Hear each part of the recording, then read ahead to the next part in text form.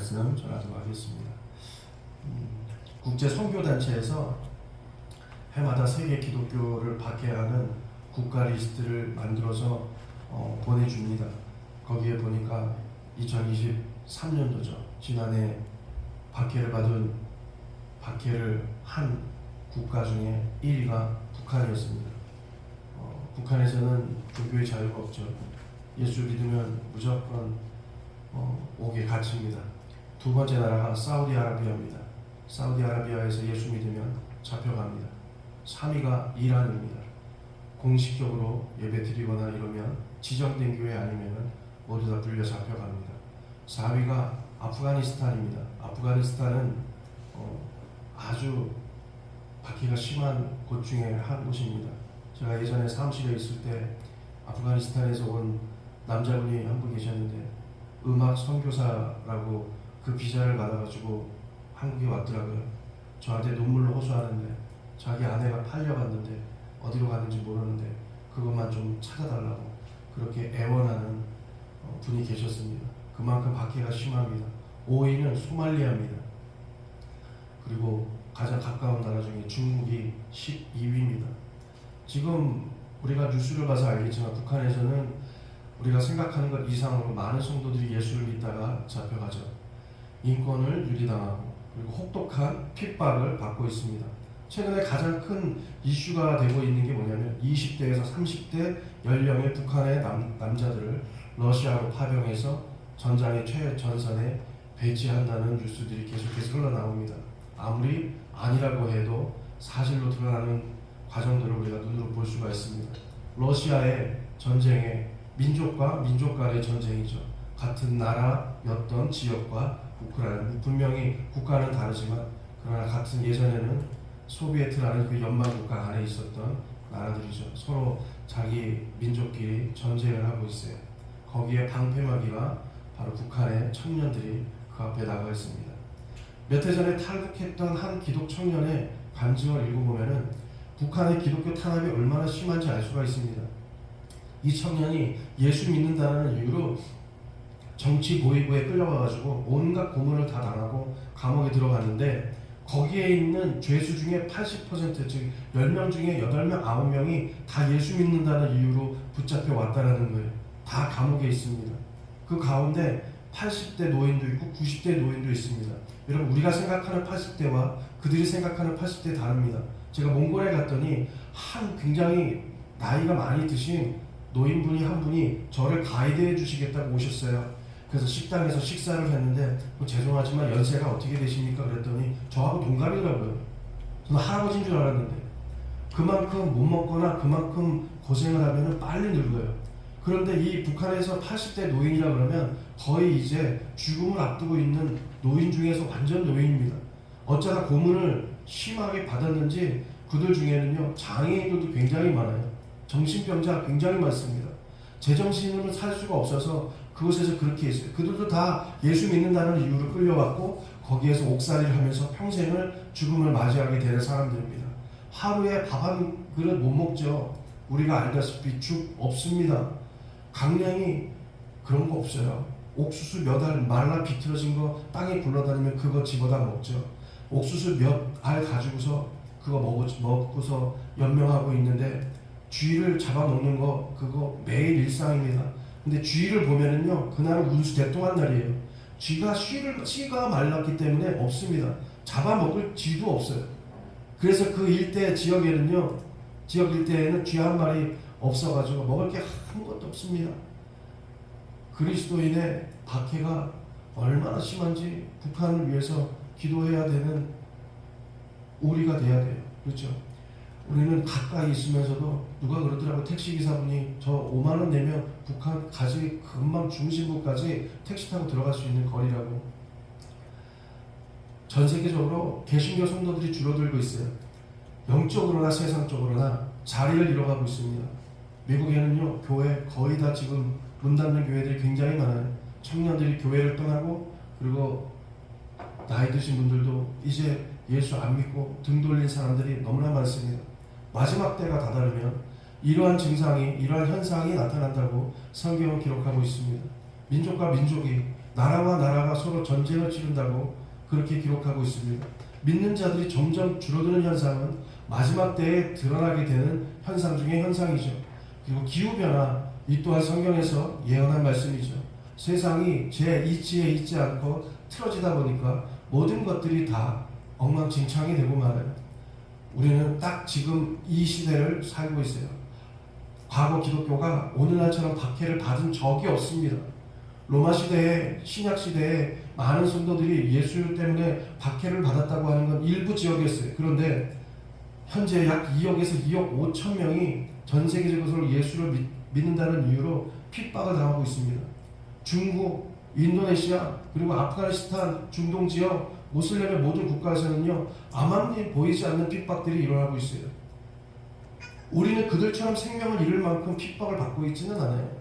목사님, 우리는 지금 그런 거 없는데 뭘 그렇게 긴장하십니까? 그래요, 우리 잘 살아요.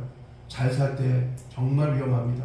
우리가 행복할 때, 평안할 때 신앙적으로 온전히 서지 못하면요, 우리도 미국의 크리스천들처럼 등 돌리고 주님을 버리고 떠날지도 몰라요. 장담 못합니다. 그렇다고 핍박 없이 신앙생활 하는 것도 아니지 않습니까? 우리 보이지 않게 핍박 당하고 있지 않습니까? 예수 믿는데 얼마나 힘들고, 예수 믿으면 얼마나 고단하고, 예수 믿으면 스트레스를 많이 받는지, 그런 시대에 살고 있는 우리 아닙니까? 보이지 않게 영적인 전쟁을 치르면서 사회적으로도 예수를 믿는다는 이유로 눈치 보는 것이 사실이에요. 큰 핍박은 없어도, 그러나 암암리에 보이지 않는 영적 전쟁을 치르고 있는 게 우리 아닙니까? 여러분, 우리는 교회 가는 것조차도 힘들어하는 상황 가운데 있잖아요. 갈등하지 않습니까? 오늘 교회 가야 되는지, 오늘 내가 기도하러 가야 되는지, 까짓거 오늘 하러 안 가면 어때? 까짓거 오늘 제끼면 어때? 그런 상황 가운데 우리가 있지 않습니까? 여러분, 이러한 마음들이, 이러한 영적 전쟁들이 갈수록 심해집니다. 예수님은 분명하게 말씀하셨어요. 좁은 길이라고. 그리고 알곡과 가라지를 구분한다고. 이것이 열천의 비유와 무엇이 다르겠습니까? 우리는 첫 번째, 어떠한 상황 가운데서도 의를 위해 핍박을 받는 자, 그런 자라는 거예요. 여러분, 핍박이라고 하면 두 가지 핍박이 있어요. 의로운 핍박이 있고, 의롭지 않은 잘못된 핍박이 있습니다. 잘못된 핍박이라고 하는 것은 말 그대로 잘못된 핍박이에요. 뭐냐면 우리가 죄 지어서 받는 핍박, 내가 죄를 지어서 감옥에 가거나 죄를 지어서 불이익을 당하는 것은 그런 잘못된 핍박이죠.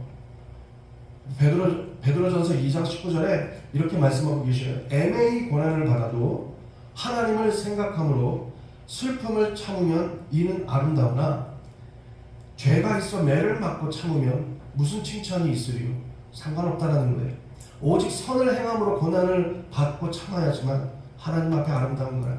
아, 왜 나한테 이런 핍박이 오지? 내가 죄를 지어서 받는 핍박은 하나님과 상관이 없다라는 거예요. 예수를 믿고 예수를 통하여서 받는 어려움들과 고난은 하나님과 상관이 있지만, 그렇지 않으면 내가 범죄함으로 받는 그런 것은 상관이 없다. 계속해서 베드로전서 4장 15절에 보면 이렇게 말씀하고 있습니다. 우리말로 제가 좀 풀어서 여러분들에게 보여드렸어요. 여러분 가운데 이렇게 말씀하세요. 여러분 가운데 누구라도 살인하는 사람이나 도둑질하는 사람이나 범죄하는 사람이나 다른 사람의 일에 참견하는 사람으로 인해서 고난을 받지 않도록 하십시오. 그러나 여러분이 그리스도의 사람으로 고난을 받는다면 부끄러워하지 말고 도리어 그 이름으로 하나님께 영광을 돌리십시오. 분명하게 말씀해요. 선을 행함으로 받는 고난이 아니라면 그런 고난은 받지 않도록 하라는 당부의 말씀이에요. 나쁜 일을 같이 함으로 받는 고난, 그런 거는 하나님과 관련이 없기 때문에 그런 거 받지 않도록 해라. 그거는 전혀 아름답지 않다. 분명하게 말씀하신다는 거예요. 선을 행함으로 받는 고난이 돼야 되는데 우리의 무지함과 지혜롭지 못하게 때로는 복음을 전함으로 핍박을 받는 경우도 있어요. 제가 얼마 전에 어떤 분을 만났는데 그분이 전도하다가 참 어려움을 겪었다 그러더라고요. 저도 예전에 한번 전도하다가 경찰이 와가지고 굉장히 긴장한 적이 있는데 요즘은 그런 게 비일비재하다 그러더라고요. 그래서 본인도 전도를 하는데 지역의 상권에서 한 몇 명이 찾아오셔서 막 대들고 따지고 막 그랬다 그래서 이게 도대체 내가 이제 이것도 못하나 싶어서 자기가 주눅이 들어서 앉아가지고 낙심하고 있었다, 그런 얘기를 하더라고요. 여러분, 전도를 하는데 무슨 지혜가 필요할까?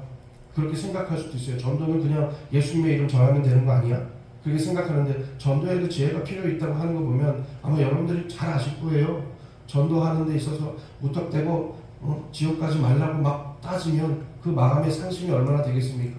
여러분, 우리가 심은 대로 우리가 거두는 거예요. 그렇죠? 많은 사람들에게 예수의 이름이 즐거움이 되고 예수의 이름이 소망이 되면은 예수님의 이름을 전하는 것이 사람들에게 굉장히 희망이 되고 소망이 되기 때문에 즐거움으로 받아들일 수가 있어요. 그런데 너무 윽박지르면서 강요하면서 하는 그러한 전도는 때로는 우리에게 다시 다가오게 돼요. 문을 닫아버린다는 거예요. 마음의 문을.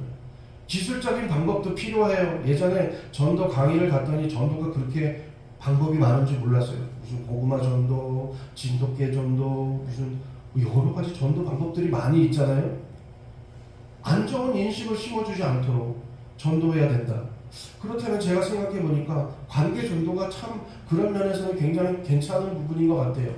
모슬림 사람들은 10년 동안 한 사람한테 자기의 종교를 드러내지 않고 그냥 모슬림의 경우에요.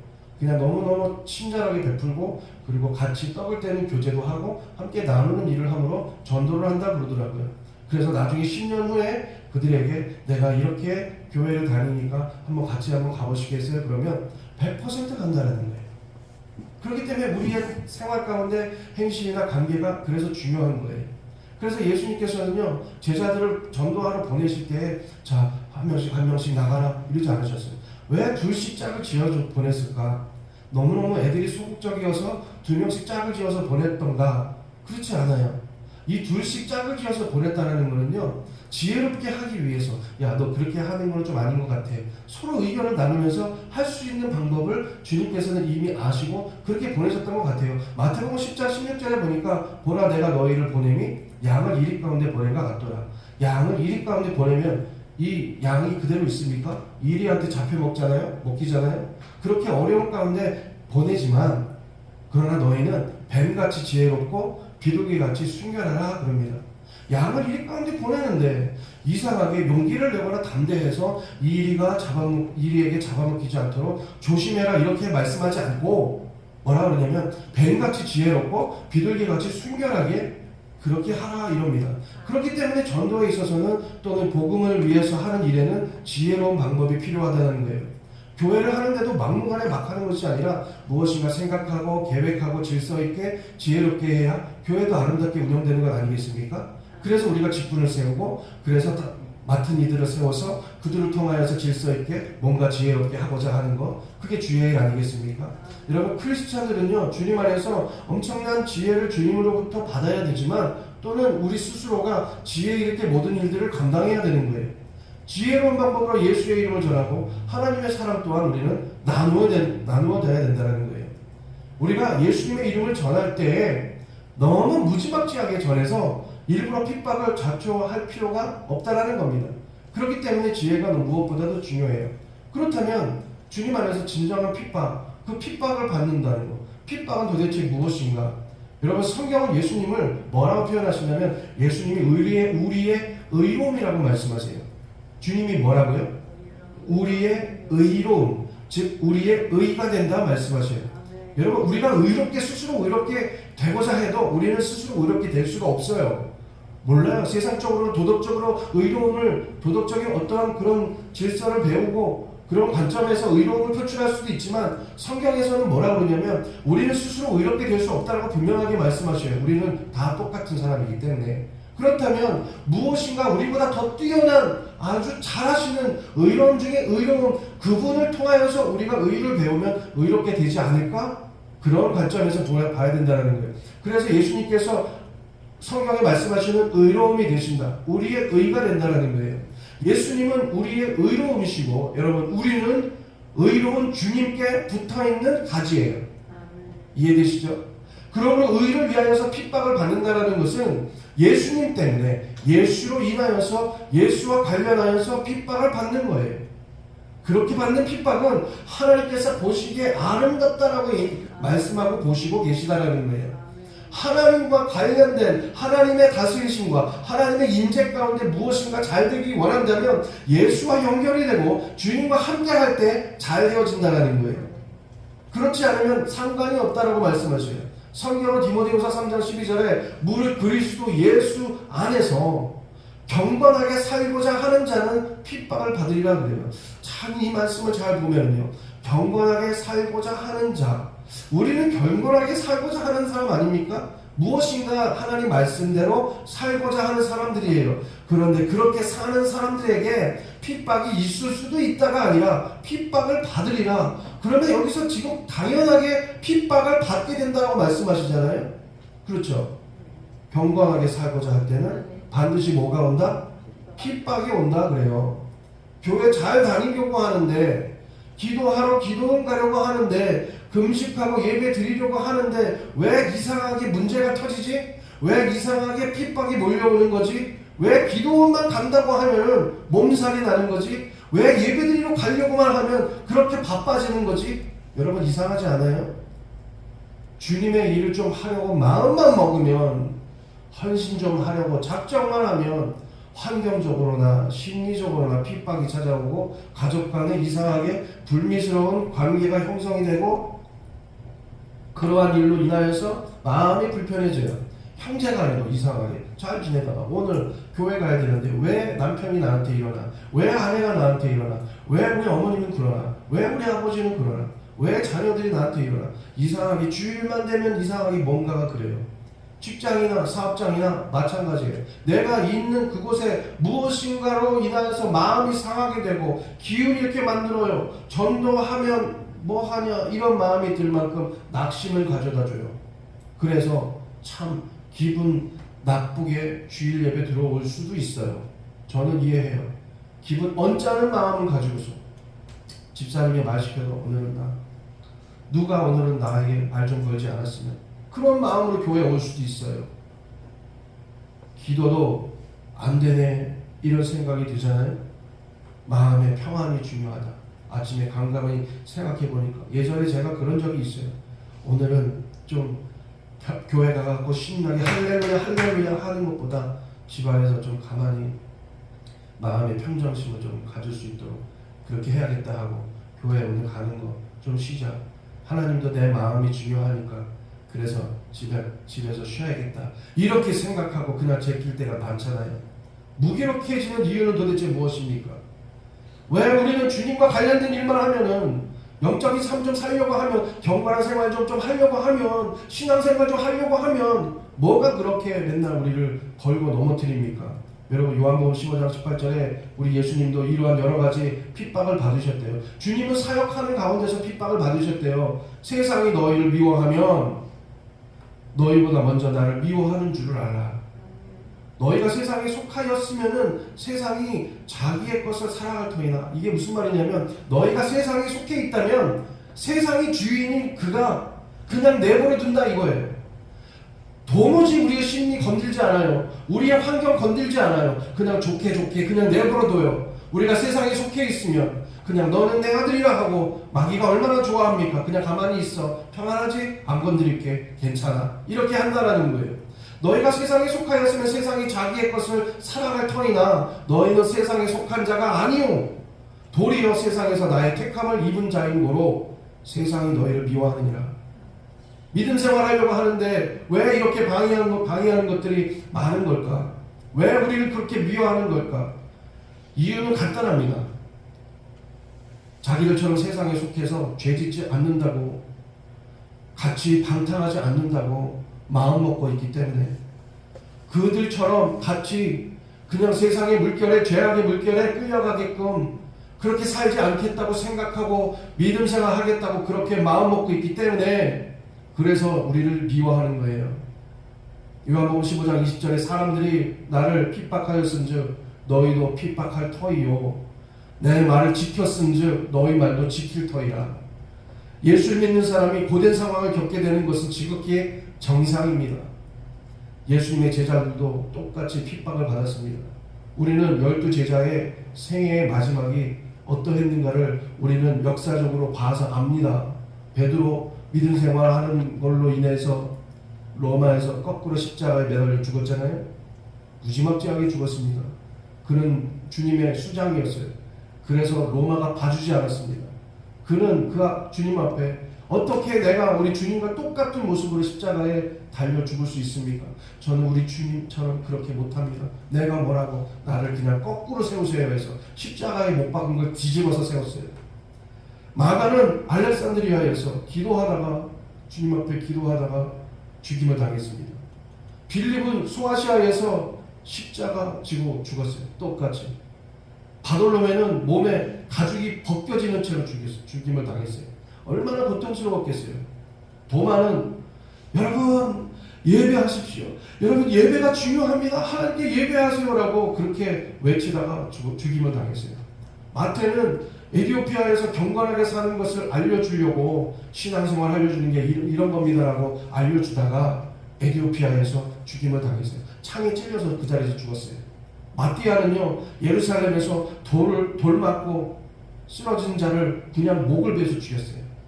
그렇게 죽였어요. 안드레 에데사에서 십자가에 못 박혀 죽였어요. 죽음을 당했어요. 누가 헬라에서 우리가 그렇게 지식이 풍부하고 배웠다라는 사람들 그 안에서 복음 전하다가 감람나무에 매달려서 죽임을 당했습니다. 사도 요한 100살까지 온갖 시련을 다 겪으면서 순교당했어요. 초대교회 아주 유명한 교부였던 터툴리안이라고 있어요. 복음을 위해서, 즉 예수를 위해서 핍박을 받는 성도, 그 성도의 피는 교회의 종자씨가 된다 그랬어요. 여러분, 그리스도인들이 시련의 광야를 통과하지 않고, 아까 분명히 제가 말씀드렸잖아요. 핍박을 받으리라 그랬잖아요. 예수를 믿으면 그렇다라는 거예요. 그러니까 제가 여러분들에게 오늘 이렇게 설교를 드리는 거는요, 이런 일이 있으니까 담대하라고 말씀드리려는 거예요. 젖과 꿀이 흐르는 복지를 탐한다면 여러분 예수를 믿어서 나는 부유해지기 원합니다. 내가 예수를 믿으니까 내 통장에 잔고가 넘쳐나게 해주세요.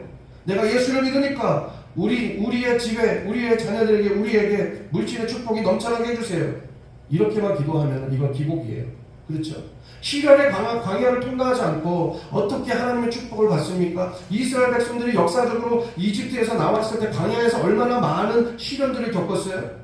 그 광야에서 당한 그 시련들을 통하여서 이 태양 끝에 이 바람에 이 추위에 이 건기에 정말 힘들게 그렇게 하는데 하나님 어떻게 했어요? 그들을 이러한 과정 가운데서 가나안 땅에 결국은 들어가게 하셨잖아요. 하나님이 뭐 능력이 없어서 이집트에서 광야에서 40년 동안 돌게 하십니까? 여러분 그 광야요 일주일만 가도 일주일이 뭐예요? 몇 시간만 가도 그냥 건너갈 수 있어요. 그런데 왜 하나님께서 이 민족을 삥삥 돌리셨냐? 우리에게 무엇인가 말씀하기 위해서 과거 이스라엘 민족을 모델 삼아 하나님께서 우리에게 나는 이렇게 너희를 인도하는 하나님이야라는 것을 보여주기 위해서 하나님 그렇게 하셨다는 거예요. 우리는 그렇게밖에 생각할 수가 없어요. 하나님께서 이 젖과 꿀이 흐르는 이 축복을 받게 하기 위해서 이 시련과 광야를 통과하지 않고는 안 된다라는 것을 우리에게 말씀하고 계시다라는 거예요. 그런데 부유하기만 해달라고 기도할 수는 없잖아요. 하나님 힘들어도 이것이 주님 주시는 축복인 줄 믿습니다라는 그러한 고백의 기도가 있어야 하나님의 넘치는 축복을 받게 된다는 거예요. 여러분 예수 믿는 사람에게 고대는요 지극히 정상적인 거예요. 왜 나만 일어나 생각하지 말고 왜 나만 이렇게 힘든가 생각하지 마세요. 예수 믿기 때문에 핍박 받고 신앙생활하는 것에 어려움이 있는 것은요 곧 예수를 지금 잘 따라가고 있다라는 거예요. 지금도 공산치하에서 그리고 모슬림 국가에서 불교 국가에서 그리고 기독교를 적대시하는 나라에서 아직도 수많은 성도들이 고통당하고 있잖아요. 그리고 믿지 않는 가정에서 태어난 많은 사람들이 예수 믿는 것 때문에 가족들에게 심리적인 압박을 받고 있어요. 그러므로 우리는 이렇게 해야 돼요. 나도 힘들지만 내 옆에 있는 이 사람도 힘들지 몰라. 그러니까 서로 기도해 주면서 주님 안에서 살아야 되는 거예요. 이것이 성도의 생활이에요. 우리가 중보기도 하는 이유는 그냥 목사에게만 모든 기도의 제목들을 다 몰아서 맡기지 말고 여러분들도 기도하고 하나님 우리 애영 권사님 아버지 우리 진 권사님 하나님 우리 누구 권사님 차 권사님 전자인 권사님 하나님 주님께서 도와주시고 잘 될 줄 믿습니다 하고 기도하면서 사는 것이 우리 성도의 삶이에요. 두 번째로 핍박을 통해서 오는 하나님의 축복이 있습니다. 이렇게 힘들면 하나님께서 가나안 땅에 들어가게 하신 것처럼 우리에게도 하나님께서 축복을 주신다는 거예요. 핍박을 통하면 나의 신앙의 상태가 보여지거든요. 여러분 고난당하면 나의 신앙의 상태가 보여져요. 내가 지금 어떤 상태인지 핍박을 통해서 하나님이 알곡과 가라지를 구분하시는 것처럼 내게 힘든 일이 생기면요, 그 사람의 신앙, 그 사람의 믿음이 정당하게 보여져요. 여러분, 욥이 고난을 많이 당했어요. 우리가 성경을 보면 욥은 고난의 사람이었잖아요. 그가 고난을 당했을 때 누구의 신앙이 나왔는지 알아요? 그의 아내의 신앙이 나왔어요. 욥의 신앙을 통해서 그 부인이 신앙생활 하지 않는 사람이라는 것이 성경에 드러나요. 힘드니까 믿음이 보여진다는 거예요. 마귀가 욥을 참수하면서 시험했습니다. 그의 자녀들이 죽는 참배를 당했어요. 그러나 욥은 어떻게 했냐면 그 가운데서도 하나님 앞에 하나님을 떠나지 않고 흔들리지 않으려고 정말 애를 썼어요. 그의 온 재산이 다 날아갔는데도 그래도 그는 믿음이 흔들리지 않도록 붙잡으려고 했어요. 여러분, 그의 몸이 악창이 나고 하나님을 떠나지 않을 수 있었던 것은 그가 끝까지 하나님은 좋으신 하나님이야, 하나님은 나를 도우시는 분이야 라는 것을 끝까지 붙잡고 있었기 때문에 그가 핍박을 이길 수가 있었다는 거예요. 제가 핍박이라고 얘기하니까 무슨 가죽 채찍으로 막 여러분을 막 때리는 것처럼 연상할지 몰라요. 자, 그러면 제가 단어를 좀 순화시켜서 말씀드릴게요. 조그만 힘든 일, 영적으로 고된 일, 무엇인가 방해하는 일, 이러한 내 심령을 흔드는 일이 생긴다면 그때 믿음을 포기하지 말고 하나님을 붙잡아야 된다고 말씀드리는 거예요. 사람은 어려움을 겪게 되면 그의 신앙이 좋은지 안 좋은지가 그냥 드러납니다. 주께서 주께서 그래서 이러한 어려움들을 우리에게 주시는 이유는 참 성도인지 아닌지를 스스로 보게 하기 위해서예요. 토마스 왓슨이라는 목사님이 계시는데 그분이 이렇게 말씀하셨어요. 가짜 성도들은 먹고 마시는 장소에 동참할 수 있고 그리고 기적의 장소에도 따라갈 수가 있다. 쉽게 말하면 교회 잔치에도 갈 수 있고 교회 부흥에도 갈 수 있어. 그러나 갈보리 언덕은 올라가지 못한다 그랬어요. 이게 무슨 말이에요? 가짜 성도는 고난이 당하면 성도로서의 모습을 그냥 버려버린다는 거예요. 진정한 신앙의 사람은요, 고난당해도 힘들어도 끝까지 주님을 따라가는 성도여야 된다고 말씀하고 있는 거예요. 핍박은, 이 고난은 그리스도의 성품을 거룩하게 하는 하나의 방편이라고 성경은 그렇게 말씀하십니다. 여러분, 히브리서 12장 10절에 보니까 저희는 잠시 자기의 뜻대로 우리를 징계하였거니와 오직 하나님은 우리의 유익을 위하여서 그의 거룩하심에 참회케 하시느니라, 이렇게 말씀하고 계셔요. 인간의 성품 속에는 더러운 것이 참 많습니다. 우리 안에는 참 세상에 찌꺼기들이 참 많아요. 이 찌꺼기 같은 것들을요, 어떻게 해서 없애냐면 연단이라는 풀무불에 담가야 사라져요. 고난과 핍박은 하나님의 도구라고 성경은 그렇게 말씀하시고 보여주셨는데, 하나님은 우리를 이 연단이라는 풀무불에 넣어가지고 우리의 온갖 나쁜 성품을 다 녹여내시고 빼주셔요. 혈기, 고난당하면 사라지잖아요. 교만, 겸손해야겠다, 그렇게 생각하게 만들어요. 우리의 자존심도 녹여버려요. 그래서 이 힘듦이 꼭 나쁜 것만은 아니에요. 어떻게 보면은 이러한 것이 우리에게 필요한 거예요. 하나님이 우리를 사랑하신다면, 아버지가 우리를 정말 사랑하신다면 그냥 내버려 두시겠어요? 때로는 하지마, 안돼 라고 말씀하실 거 아니에요? 그렇죠? 그래도 말을 안 들으면 하지 말랬지 하고 야단도 치시지 않겠어요? 그렇기 때문에 이 힘듦이 꼭 나쁜 것만은 아니에요. 베드로전서 1장 7절에 너희 믿음의 이 시련이 불로 연단하여도 없어질 금보다 더 귀하여서 예수 그리스도에 나타나실 때에 칭찬과 영광과 존귀를 얻게 하려 함이라, 이렇게 말씀하세요. 시편의 저자는요, 고난당하기 전에는 내가 그릇 행하였더니 이제는 주의 말씀을 지킵니다. 주님은 선하시사 선을 행하시오니 주의 말씀을 나에게 가르치옵소서, 그렇게 말씀해요. 여러분, 우리는 이 힘듦을 통하여서 우리가 하나님의 예비하신 축복을 받는다라는 사실을 절대 잊지 말아야 돼요. 이스라엘 백성이 애굽에서 430년 동안에 종살이를 할 때 하나님 안 찾았어요. 처음에 하나님을 처음에 찾지 않았어요, 이들이. 그럼 하나님 어떻게 하시겠어요? 내가 있다라는 거 보여주기 위해서 하나님께서는 이제 나를 찾게끔 만드시잖아요. 참 그래요. 하나님 왜 그렇게까지 우리를 하셔야 되나요? 우리 그렇지 않으면 하나님 안 찾아요. 여러분, 가만히 두면요, 하나님 안 찾습니다. 정말 잘 사는 국가와 민족일수록 하나님 떠났어요. 지금 대한민국 하나님 떠나죠. 하나님 떠나잖아요. 지금 많은 교회들이 문을 닫고 성도들이 자리를 비우고 다 들로 산으로 놀러 가잖아요.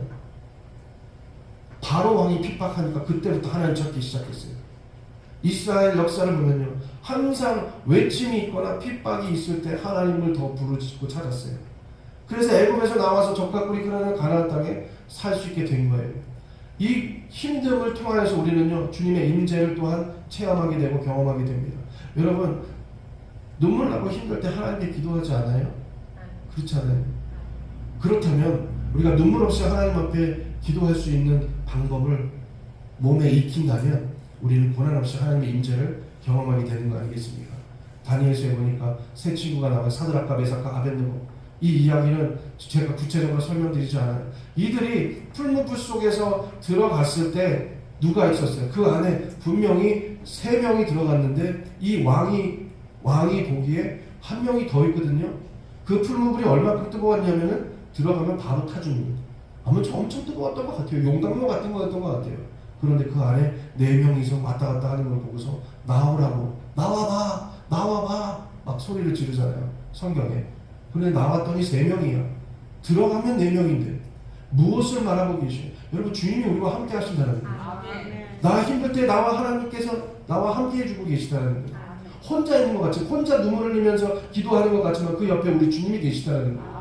주님이, 주님 혼자서 막 울면서 하나님 살려주세요, 하나님 살려주세요라고 기도하면 우리 주님이 옆에 앉아서 이렇게 손 딱 하고 계셔서 들으시고 같이 울고 계실 거예요. 힘내라. 주님이 이 힘들 가운데 나와 함께 하신다는 거예요. 예수님의 제자들이 갈릴리에서 풍랑을 만났을 때, 거의 죽게 되었을 때 예수님이 바다 위에 걸어가셔가지고 저들을 살려주시잖아요. 힘들 때 우리 주님은 건너오시는 분이에요. 그렇기 때문에 여러분, 힘들고 어려워도 신앙생활할 때 어려움이 닥쳐도 꼭 주님을 붙잡으시기 바랍니다. 아멘. 그렇다면 마지막으로 이 힘듦을 당할 때 우리의 믿음이 성장하고 이 믿음으로 싸워서 우리가 이겨내야 돼요. 고린도전서 10장 13절에 사람이 감당할 시험 받기에는 너희에게 당한 것이 없나니 오직 하나님은 미쁘사 너희가 감당치 못할 시험 당함을 허락지 아니하시고 시험 당할 쯤에 피할 길을 내사 너희를 능히 감당하게 하시느니라. 이 말씀 너무너무 좋아요.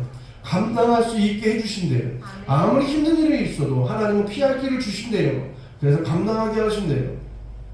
모세가 바로 왕의 이 핍박을 받았을 때 하나님이 감당할 수 있게 도와주셔요. 환난을 피할 수 있게 길을 내어주셨어요. 여호수아에게 특히 말씀하실 때 강하고 담대하라. 내가 피할 길을 줄 테니까 능히 감당할 수 있을 거라고 말씀하시는 그 말씀이 오늘 우리에게도 하시는 말씀인 줄 믿습니다. 힘들어하지 마시고 예수 믿을 때 열심을 다하세요. 그러면 주님께서 우리의 그 열심을 통해서 받는 이 힘듦과 이 역경과 고난이 오히려 내게 큰 축복이라고, 그것이 내게 큰 복의 복을 가져다 준다는 사실을 잊지 말고 정말 주를 위해서 더욱더 힘써서 애써서 헌신하시기 바랍니다. 아멘. 그러면 우리 주님께서 도와주실 거예요. 그렇다면 나의 사업장과 나의 직장과 나의 가정과 나의 모든 범사를 어떻게 축복을 받느냐? 주님과 연결시키셔요. 여러분, 우리의 일을 주님과 다 연결시키세요. 나의 사업장도 주님을 위해 연결시키세요. 직장도 주님과 연결시키세요. 어떻게 연결시켜요, 목사님?